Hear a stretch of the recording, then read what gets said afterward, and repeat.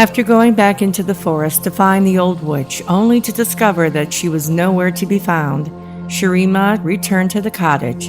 The daylight hours turned into night, and night into morning, and she sat weeping and mourning the loss of her husband Daniel.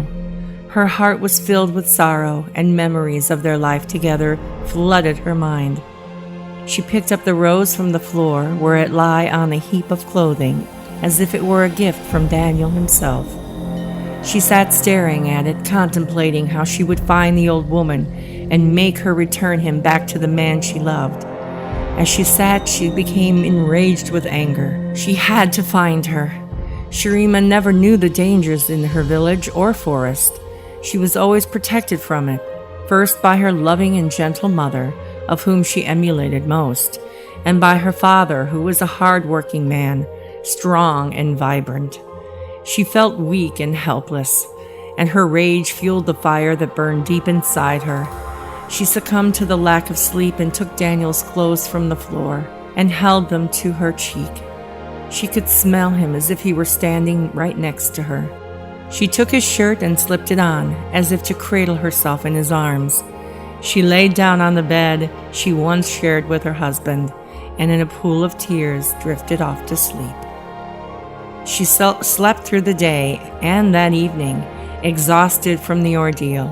When she woke the next morning, she felt a bitter chill. The fire that Daniel kept to warm their cozy cottage grew cold, and the room that was once filled with laughter and charm echoed the sentiment. The flowers that used to fill the air with their scent had withered and died, and Sharima knew she had to muster up the courage to move forward. Daniel wouldn't want her to wither away like the flowers that gave her such joy. She dressed herself and went out to gather firewood. Daniel had been cutting firewood all summer, and she had plenty to sustain her through the cold winter ahead. As she carried the wood into the cottage, the reality of what lies ahead for her became very apparent. Except for the small tasks taught to her by her father, building a fire, skinning pelts to sell in the village, and fishing in the river, she had very little knowledge of how to survive alone.